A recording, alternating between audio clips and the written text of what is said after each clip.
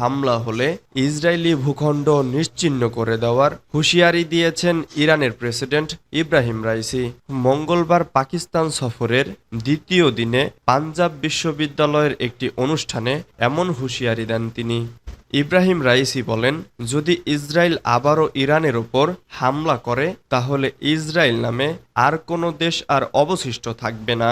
ইরানের প্রেসিডেন্ট বলেন, যদি ইসরায়েল আরেকবার ভুল করে এবং পবিত্র ইরানের সার্বভৌমত্বকে লঙ্ঘন করে তাহলে পরিস্থিতি অনেক ভয়াবহ হবে।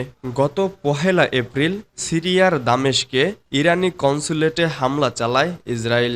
এর জেরে প্রতিশোধমূলক পদক্ষেপ হিসেবে 13 এপ্রিল রাতে ইসরায়েলের ভূখণ্ডে 3 শতাধিক ড্রোন ও ক্ষেপণাস্ত্র নিক্ষেপ করে ইরান।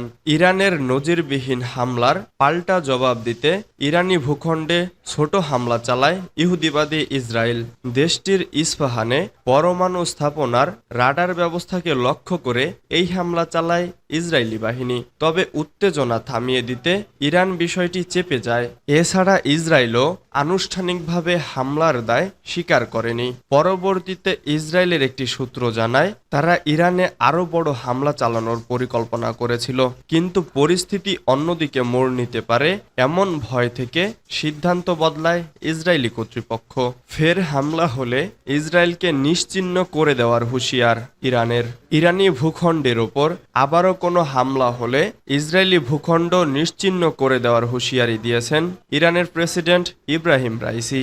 মঙ্গলবার পাকিস্তান সফরের দ্বিতীয় দিনে পাঞ্জাব বিশ্ববিদ্যালয়ের একটি অনুষ্ঠানে এমন হুঁশিয়ারি দেন তিনি।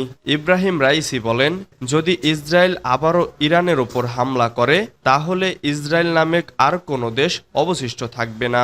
ইরানি প্রেসিডেন্ট বলেন, যদি ইসরায়েল আরেকবার ভুল করে এবং পবিত্র ইরানের সার্বভৌমত্বকে লঙ্ঘন করে তাহলে পরিস্থিতি অতি ভয়াবহ হবে।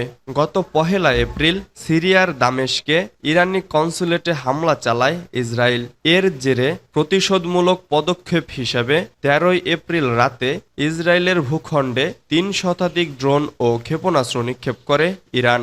ইরানের নজিরবিহীন হামলার পাল্টা জবাব দিতে ইরানি ভূখণ্ডে ছোট হামলা চালায়